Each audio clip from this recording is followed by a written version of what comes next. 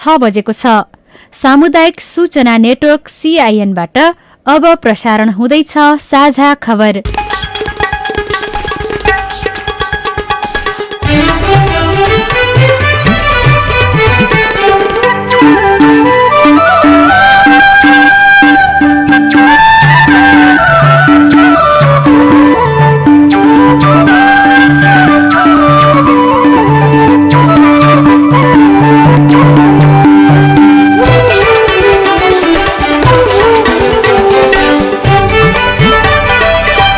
शुभ प्रभात। यो CIN को साझा खबर हो। स्नेहा कर्णसँगै लील प्रकाश चन्दको तपाईलाई स्वागत छ। सामुदायिक रेडियोबाट देशैभरि एकैसाथ प्रसारण भइरहेको साझा खबर CINखबर.com र मोबाइल एप CIN-बाट पनि सुन्न सकिन्छ। आज 2078 साल असार 27 गते आइतबार, जुलाई 11 तारिक सन् 2021, नेपाल सम्बत 1141 असाढ शुक्ल पक्षको द्वितीया तिथि। आज विश्व जनसंख्या दिवस।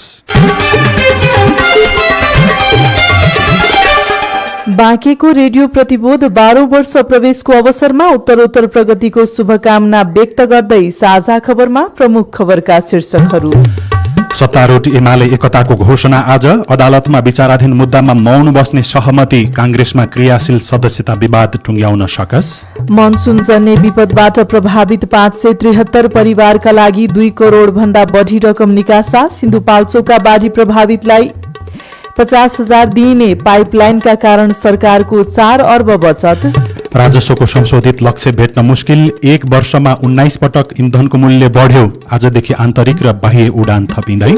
कोरोना विरुद्धको खोप उपलब्ध गराउन आर्थिक सम्पन्न मुलुकहरूलाई राष्ट्रसंघको आग्रह। दक्षिण कोरियामा फेरि बढ्यो कोरोनाको जोखिम। अमेरिकाद्वारा थप 14 चिनिया कम्पनीमाथि प्रतिबन्ध। र कोपा अमेरिकाको उपाधिका लागि ब्राजिल र अर्जेन्टिना खेल्दै। विम्बल्डन टेनिसको उपाधि अस्ट्रेलियाका बार्टीलाई।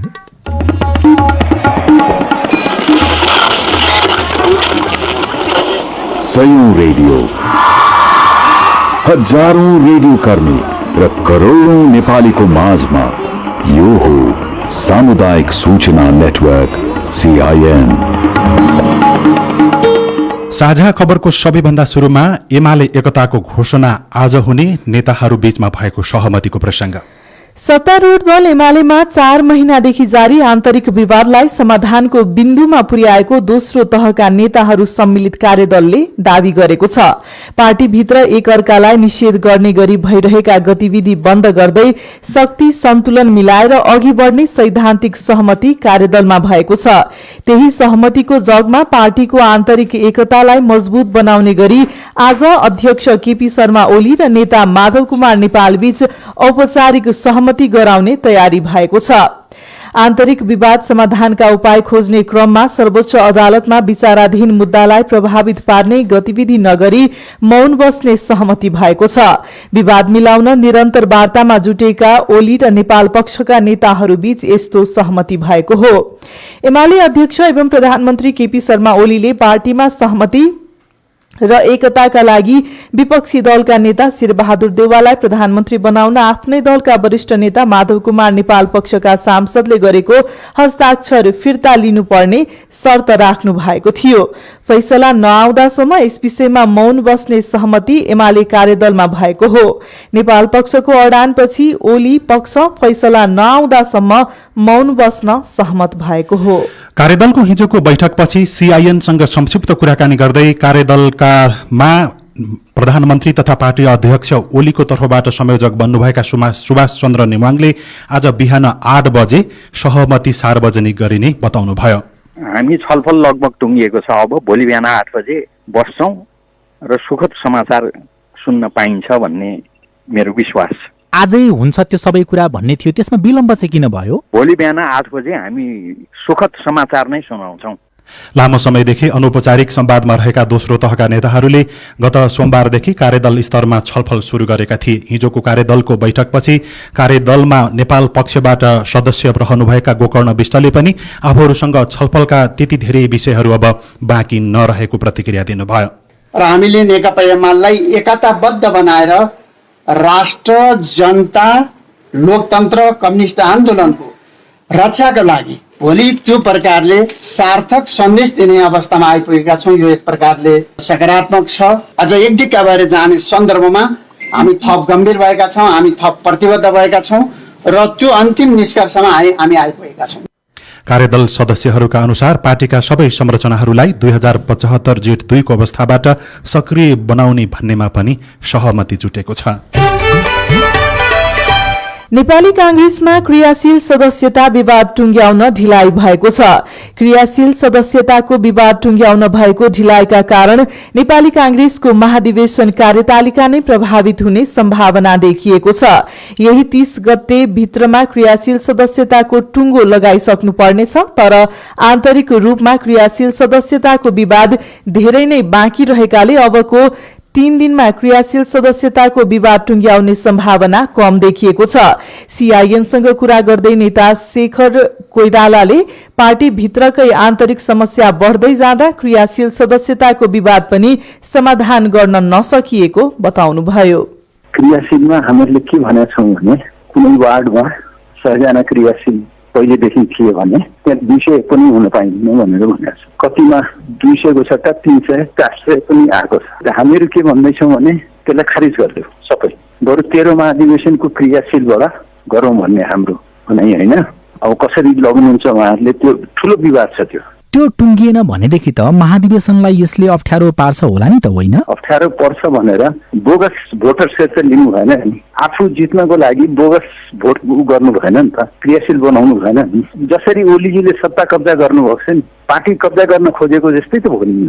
यो क्रियाशीलको विवाद चाहिँ कसरी मिल्छ त अब त्यसो भएदेखि? मिलाउँदैछन्, बोलाएर कुरा गर्दैछन्, धेरै गर्दै हुनुहुन्छ, उहाँहरूले मेहनत गरिरहनु भएको छ।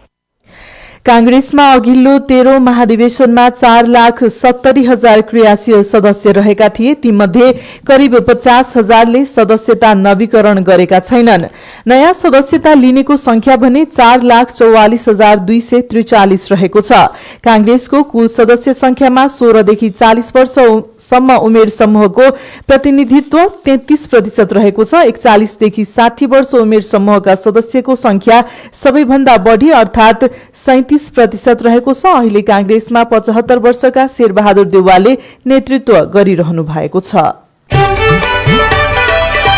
गत वर्षको मनसून जन्य विपदका घटनाबाट क्षति पुगेका र भत्किएका घर बनाउन सरकारले 22 जिल्लामा 30 करोड़ रुपियाँ पठाएको छ। संघीय सरकारले गत वर्षको बाढ़ी तथा पहिरोबाट क्षति पुगेका निजी घर निर्माणका लागि यो रकम पठाएको हो। राष्ट्रिय विपद जोखिम न्यूनीकरण तथा व्यवस्थापन प्राधिकरणका कार्यकारी प्रमुख अनिल पोखरेलका अनुसार हालसम्म 22 जिल्लामा गत वर्षको बाढ़ी तथा पहिरोबाट भत्केका र क्षति पुगेका निजी आवास निर्माणका लागि रकम पठाइसकिएको छ।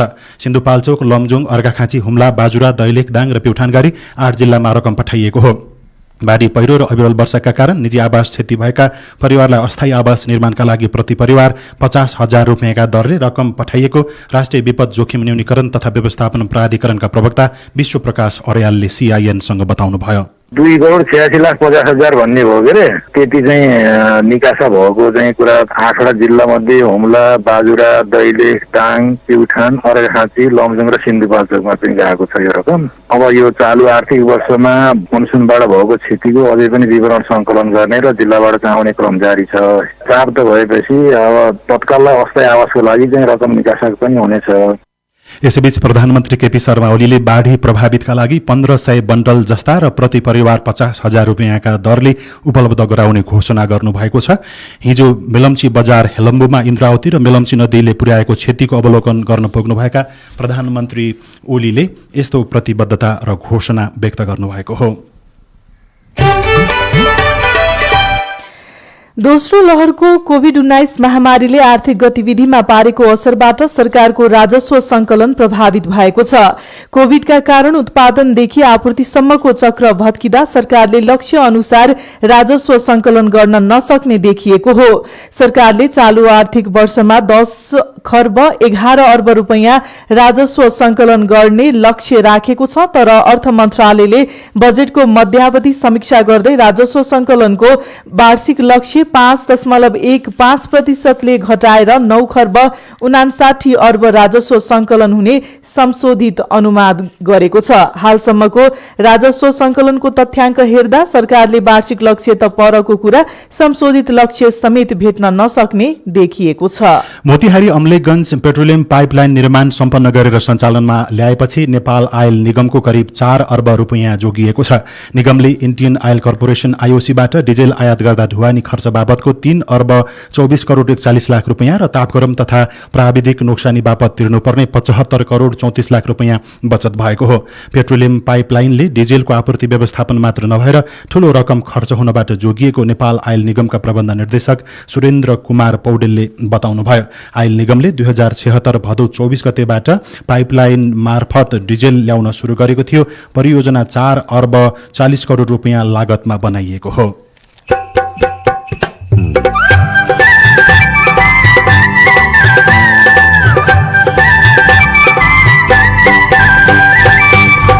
सामुदायिक सूचना नेटवर्क सीआईएन मार्फत देशभरि प्रसारण भइरहेको साझा खबरमा कांग्रेस आसन्न महाधिवेशन नेतृत्वका लागि दावी गर्नेहरू धेरै, सभापतिमै उम्मेदवार डिक्लेयर गरिराख्नु भएको छ हैन। त्यहाँभन्दा तलको उम्मेदवारी डिक्लेयर भएको छैन, त्योभन्दा तलको उम्मेदवार डिक्लेयर गर्न थालेपछि हामी पनि गरिहाल्छौँ नि।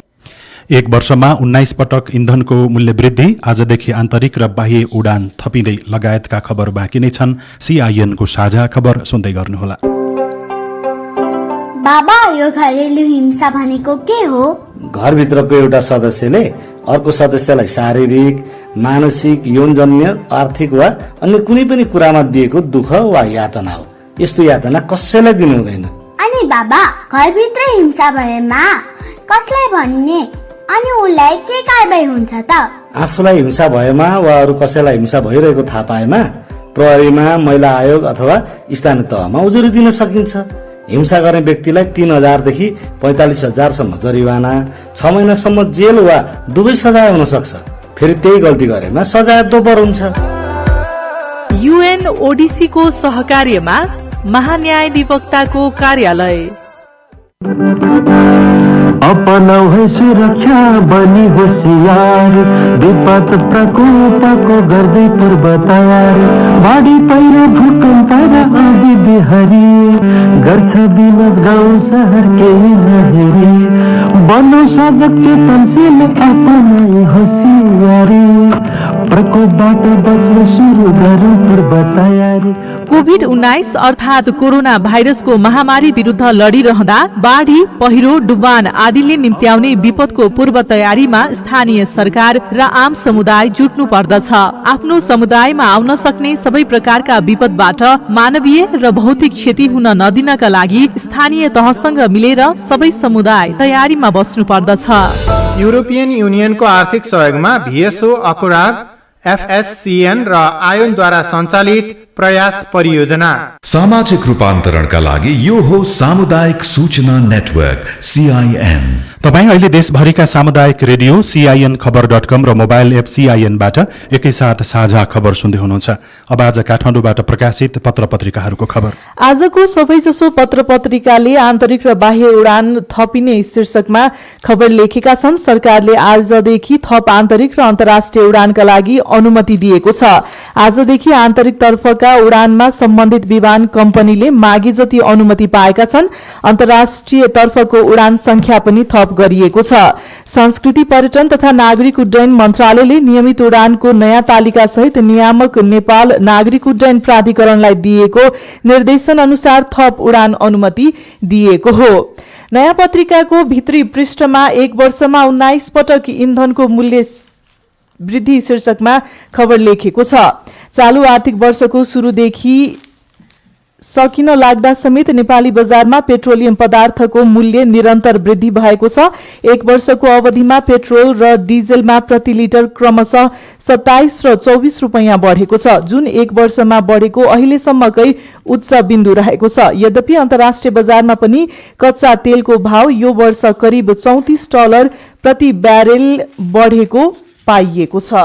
गोरखापत्र दैनिकमा कोरोना जोखिममा बालबालिका शीर्षकमा खबर छ। बालबालिका कोरोना संक्रमणको उच्च जोखिममा रहेका छन् र उनीहरूलाई कोरोनाबाट बचाउनु अबको महत्वपूर्ण कार्य भएको विज्ञहरूले बताएका छन्। बालबालिकालाई कोरोनाबाट जोगाउन अभिभावकको भूमिका महत्वपूर्ण हुने पनि विज्ञहरूको भनाइरहेको छ। राजधानी दैनिकको भित्री पन्नामा र काठमाडौँ लगायत देशका विभिन्न शहरमा उपभोक्तामाथि ठगी हुने क्रम बढ़िरहँदा त्यसलाई रोक्न वाणिज्य आपूर्ति तथा उपभोक्ता संरक्षण विभागले अनुगमनलाई सशक्त बनाउँदै गएको खबर छ। कोभिड-19 को संकटको समयमा समेत व्यापारीहरूले विभिन्न बहानामा दैनिक उपभोग्य वस्तुमा अस्वाभाविक मूल्य वृद्धि गर्दै उपभोक्तालाई ठगी गर्न थालेपछि विभागले यस्तो विकृति रोक्न अनुगमनलाई तीव्रता दिएको बताएको छ। अब प्रस्तुत छ कोरोना क्याप्सुल। कोरोनाको यो 65औं क्याप्सुल हो। आजको क्याप्सुलमा 3वटा डोजहरू छन्। यी डोजहरू मिथ्या खबर पत्ता लगाउने र सामाजिक सञ्जालमा शेयर गर्ने तरिका जानकारी दिने उद्देश्यले तयार पारिएका छन्। आजको क्याप्सुलका डोजहरू दिँदै हुनुहुन्छ वरिष्ठ पत्रकार विनोद भट्टराई। सामाजिक सञ्जालमा के कस्ता सूचना आउँछन् भनेर तपाईले कहिले विचार गर्नुभएको छ? सुनौ कोरोना क्याप्सुलको पहिलो डोज। अब 2-3 खालका सूचनाहरू हुन्छन्। एउटा चाहिँ कहिले कहिले त्यो इमोसनली भावनात्मक हिसाबले कसैले राखेका कुराहरू हुन्छन्, त्यसमा रिस हुन्छ, प्रेम हुन्छ, यस्ता खालके कुरा भए। दोस्रो कुरा भनेको चाहिँ मिथ्या अथवा मिसइन्फर्मेसन, जुन सूचना चाहिँ कसैले आफू कहाँ आयो वास्ता नगरी अगाडि पठाइदिया हुन्छ, जुन चाहिँ सही नहुन सक्छ या हुँदैन नै। र अर्को खालको कुरा चाहिँ के हुन्छ भने डिसइन्फर्मेसन भन्छ। त्यो चाहिँ एउटा संस्थागत हिसाबले एउटा समूह लागेर यस्तै भ्रामक मिथक सूचनाहरू चाहिँ त्यहाँ राखेको हुन्छ।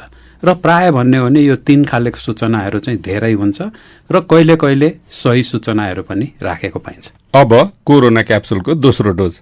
आफूले पढेको वा सुनेको खबर सत्य हो कि मिथ्या भनेर कसरी थाहा पाउने? कुनै पनि सूचना आएर त्यसलाई अब पढ्ने या नपढ्ने भनेर निर्णय गर्नुभन्दा अगाडि चाहिँ कहाँबाट यो सूचना आइराखेको छ अथवा यसको स्रोत कहाँ हो। कुनै पत्र पत्रिकाबाट पाएको हो कि या कसैले चाहिँ आफैले चाहिँ लेखेको हो कि त्यो स्रोत भरपर्दो छ कि छैन। र अब अहिले हामी कहाँ चाहिँ थरीथरीका र विशेष गरी यो एक खालले यो सूचना चाहिँ त्यहाँ राखिदिँदा नै ठुलो भइन्छ भनेर चाहिँ जे सूचना आयो आफ्नो राखेर बस्ने खालका मान्छेहरू पनि देखेको छु। अनि स्रोत अलिक भरपर्दै लाग्यो भने चाहिँ त्यो सूचनाभित्र चाहिँ भनिएका कुरामा चाहिँ के आफै भने हो कि कुनै भरपर्दा स्रोतलाई आधार मानेर भने हो, त्यो जाँच्ने हो। अनि तेस्रो आफ्नो विवेक पनि प्रयोग गर्ने हो। हामी सबैको विवेक भन्ने त हुन्छ नि त। अब आज यतिजना रोग लाग्यो भनेर भन्नेहरू धेरै हुन्छन्, तर कतिजना निको भए या कतिजना बिते भनेर एकै ठाउँमा 3टै कुरा छैन भने त्यो समाचार पनि पढ्नुभन्दा नपढ्नु नै राम्रो हो। कोरोना क्याप्सुलको तेस्रो तथा अन्तिम डोजमा अनुभव सहित सुनौ फेसबुक, ट्विटर तथा विभिन्न सामाजिक सञ्जालहरूमा कुनै पनि खबर पोस्ट गर्नु अघि के कुरा विचार गर्ने। मैले जे कुरा फेसबुक ट्विटरमा आज लेख्छु त्यसको आयु चाहिँ मेरो भन्दा लामो हुन्छ र एकचोटि मैले त्यहाँ लेखिसकेपछि त्यो कुरालाई म फर्काउन पनि सक्दिनँ। त्यो संसारभरि तुरुन्तै फैलिन्छ र केही गरी मैले त्यहाँ गलत कुरा राखेँ भने त्यसको ग्लानी चाहिँ मलाई त्यो मैले आफ्नो पोस्ट गरेको सूचना मेटाए पनि त्यो त्यहाँबाट हराउँदैन। सबभन्दा पहिलो त्यो डर लाग्छ मलाई। र दोस्रो कुरा, अब मेरो फेसबुक ट्विटरमा को छन् त मेरो सञ्जालमा, ती मान्छेहरू चाहिँ एक खालले अब भनौँ न मिडियाको भाषामा भन्ने हो भने चाहिँ आफ्ना अडियन्स भनेर भनिन्छ, अथवा ती श्रोताहरूलाई यो मैले त्यहाँ राख्ने सूचना चाहिँ उपयोगी छ कि छैन। मेरो आफ्नो सन्तुष्टि त्यहाँ राखेर सूचना राखेर सन्तुष्टि पाउनुपर्ने मलाई छैन। सन्तुष्टिका अरू नै धेरै उपायहरू हुन्छन्। र तेस्रो कुरा चाहिँ कस्ता कुरा चाहिँ त्यहाँ राखिन्छ भने चाहिँ यसले चाहिँ म जस्ता अरू साथीभाइहरू मेरो सञ्जालमा मसँग जोडिएकाहरूलाई केही उपयोगी कुरा होस् र त्यो सूचना उपयोगी छ भन्ने मलाई लागिसकेपछि यदा कदा कहिले कहिले चाहिँ म पनि पोस्ट गर्छु। नभए म त्यहाँ बसेर रमिता मात्रै हेरेर बस्छु। मिथ्या खबर पत्ता लगाउने र सामाजिक सञ्जालमा शेयर गर्ने विषयका डोजहरूका लागि वरिष्ठ पत्रकार विनोद भट्टराईलाई धन्यवाद र कोरोना क्याप्सुल सुन्नु भएकोमा तपाईलाई पनि धन्यवाद। लौ त कोरोनाको अर्को क्याप्सुलमा फेरि भेटौँला।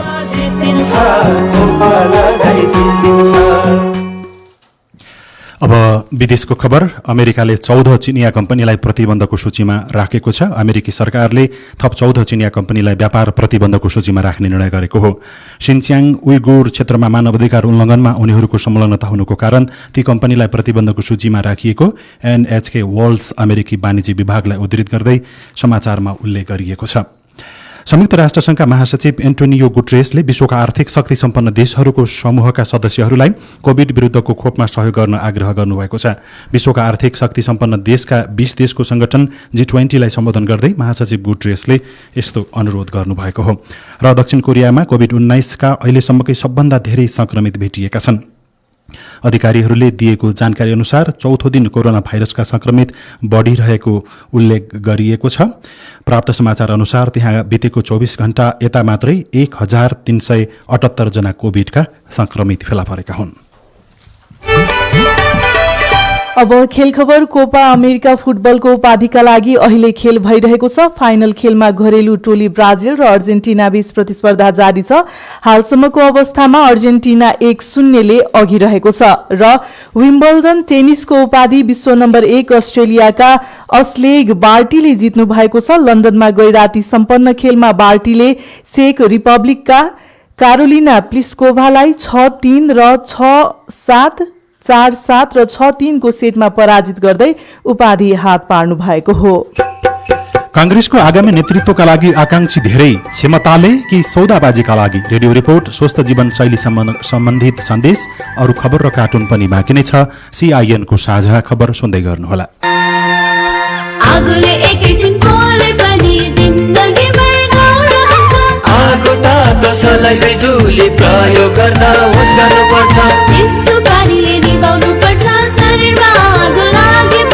सुतिले छोपी लानु पर्छ बिरामीलाई स्वास्थ्य चौकी। नानी हो हुन्न भान्सामा खेल्नु तातो र बलले समान हुन्छ। होस गरी चलाऊ स्टोभ र ग्यास, भुइँमा पकाए दुर्घटना बढ्छ। अग्निजन्य दुर्घटना भएमा 01 55 55 689 मा सम्पर्क गर्नुहोस्। BBS नेपाल ललितपुर। तपाईले CIN को साझा खबरका मुख्य शीर्षकहरू नेपाल टेलिकमको सिम भएको मोबाइल नम्बरबाट पटक पटक जुनसुकै बेला निशुल्क सुन्न सक्नुहुन्छ। 32100 डायल गर्नुहोस् र दैनिक समाचार, स्वास्थ्य, कोभिड-19, कृषि, मौसम, प्रकोप र अधिकारका बारेमा पनि निशुल्क सुन्नुहोस्। 32100 सूचनाको सञ्चार। कोभिड बारे बालबालिकाको चासो अब हाम्रो पालो।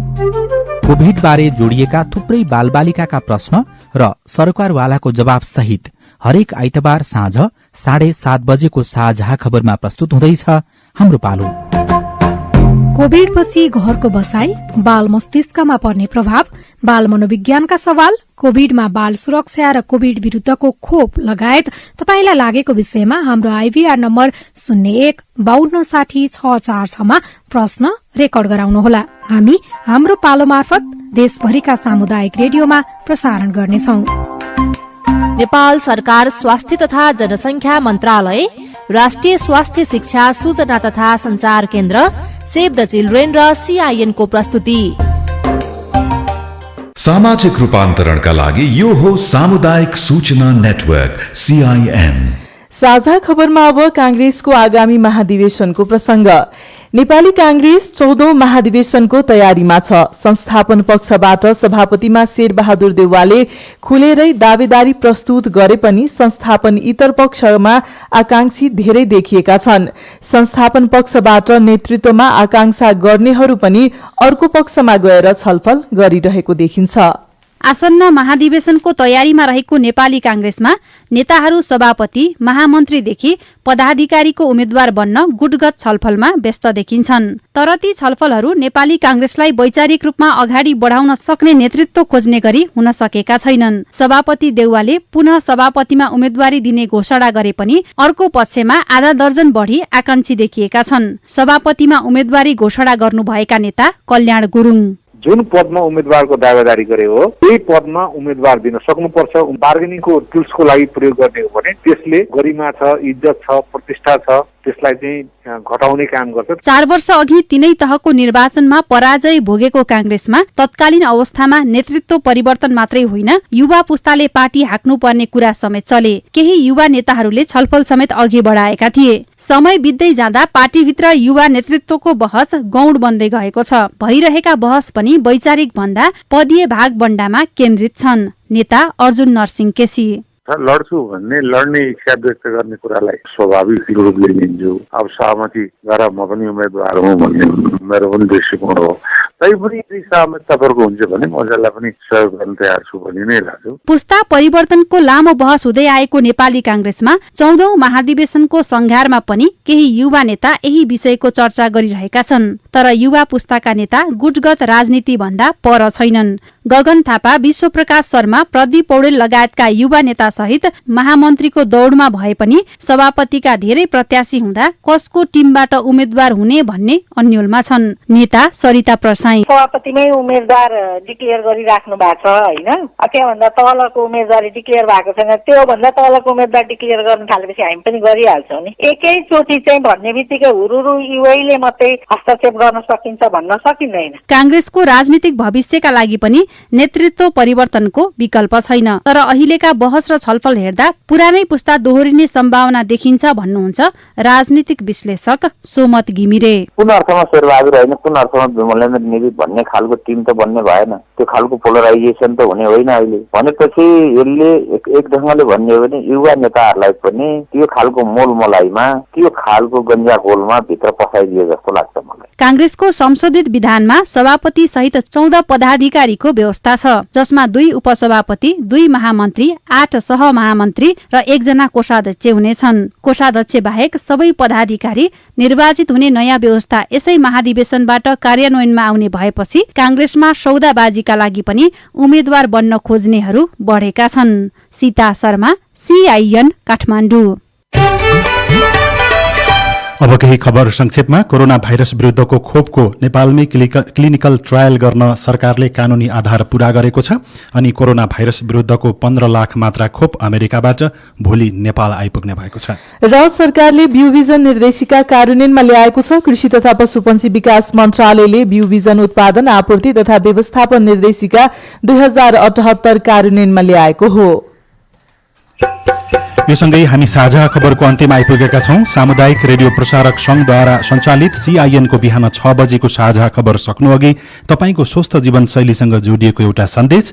सर्पले टोकेमा के गर्ने? टोकेको अंग छ भने त्यसलाई चाहिँ हलचल नगराउने। अब मान्छेहरू टोको भनेर आत्तिएर चाहिँ हजुरको उफ्रिने यताउति गर्दाखेरि त्यसले झन् विषमा अलिकति सर्न मद्दत गर्छ। जस कारणले यसलाई चाहिँ टोकेको ठाउँमा माथि चाहिँ यसो छ भने सल अथवा चाहिँ टाई अथवा रुमाल सुमाल पनि बाँधेर त्यसलाई चाहिँ हलचल हुनबाट चाहिँ अलिकति रोक्ने। जतिसक्दो छिटो चाहिँ अब यो सर्पदंश उपचार केन्द्रहरू कहाँ छन् त्यहाँ अब छिटो साधनद्वारा अथवा बाइकमा अथवा गाडीमा आफ्नो के सोरो साधन छ त्योबाट चाहिँ सबभन्दा छिटो चाहिँ स्वास्थ्य संस्थामै लैजाँदा बेस्ट हुन्छ। अब त्यो खोर्सानी खाने, अब यो धामी झाँक्री फुकफाक अब पिरो भएन भने अथवा स्वाद त्यसमा चाहिँ त्यो चाहिँ एउटा चाहिँ भ्रम हो। चिरेर त्यो चाहिँ ब्लडहरू फ्याँक्न दिने त्यस्तो केही पनि नगर्ने। सिराहाको जयकाली सर्पदंश उपचार केन्द्रमा कार्यरत श्याम आचार्यसँगको कुराकानीका आधारमा तयार पारिएको यो सन्देशसँगै साझा खबरमा मुख्य खबर फेरि एकपटक। सत्तारूढ एमाले एकताको घोषणा आज। अदालतमा विचाराधीन मुद्दामा मौन बस्ने सहमति। कांग्रेसमा क्रियाशील सदस्यता विवाद टुङ्ग्याउन सकस। मनसुन जन्य विपदबाट प्रभावित 573 परिवारका लागि 2 करोड़ भन्दा बढी रकम निकासा। सिन्धुपाल्चोकका बाढी प्रभावित परिवारलाई 50,000 दिइने। पाइपलाइनका कारण सरकारको 4 अर्ब बचत। राजस्वको संशोधित लक्ष्य भेट्न मुस्किल। 1 वर्षमा 19 पटक इन्धनको भाउ बढ्यो। आजदेखि आन्तरिक र बाह्य उडान थपिँदै। कोरोना विरुद्धको खोप उपलब्ध गराउन आर्थिक सम्पन्न मुलुकहरूलाई राष्ट्रसङ्घको आग्रह। दक्षिण कोरियामा फेरि बढ्यो कोरोनाको जोखिम। र कोपा अमेरिकाको उपाधिका लागि ब्राजिल र अर्जेन्टिना बीचको खेल जारी।